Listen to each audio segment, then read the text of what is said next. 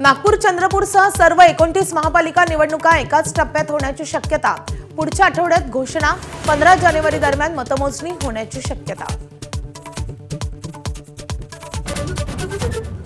उद्धव ठाकरे मुंबईच्या तिजोरीवर दरोडा टाकणारे रहमान डकेत, तर ठाकरेंना पाणी पाजणारे आम्ही धुरंधर आहोत। उपमुख्यमंत्री एकनाथ शिंदे यांचा हल्लाबोल।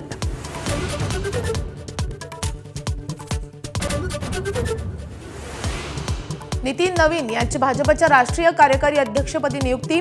युवा चेहऱ्याच्या हाती सूत्र दिल्यानं भावी अध्यक्षपदाच्या चर्चा।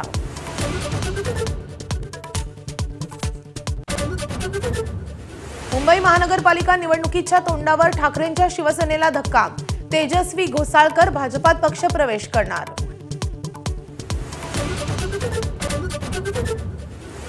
मुख्यमंत्री देवेंद्र फडणवीस आज पश्चिम महाराष्ट्राच्या दौऱ्यावर। फडणवीस पुणे, कोल्हापूर आणि सांगलीला भेट देणार।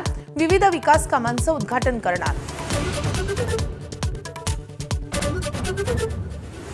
भाजपा आमदार कृष्णा खोपडेंच्या आरोपांवर पहिल्यांदाच तुकाराम मुंढेंची माझाला प्रतिक्रिया।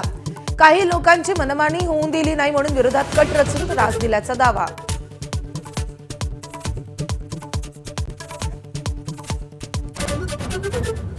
विद्यार्थ्यांच्या सुरक्षेसाठी नवीन मार्गदर्शक तत्त्वे जारी। शारीरिक शिक्षेवर बंदी। गंभीर प्रकरणांमध्ये पोलीस कारवाई अनिवार्य।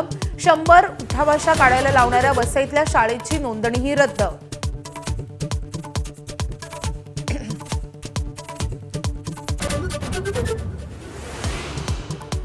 दाट धुक्यामुळे दिल्ली विमानतळावरील विमानसेवा विस्कळीत। एकूण 169 विमानं उशिरानं। प्रवाशांना प्रचंड मनस्ताप।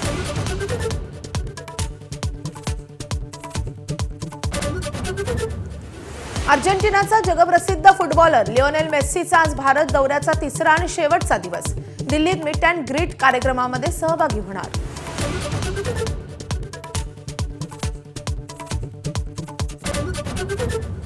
क्रिकेटच्या पंढरीत दिग्गज फुटबॉलर मेस्सीची जादू।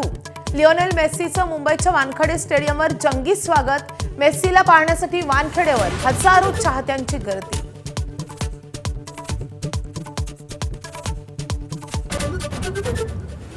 पंतप्रधान मोदी आजपासून 3 देशांच्या परदेश दौऱ्यावर। जॉर्डन, इथिओपिया आणि ओमानला भेट देणार।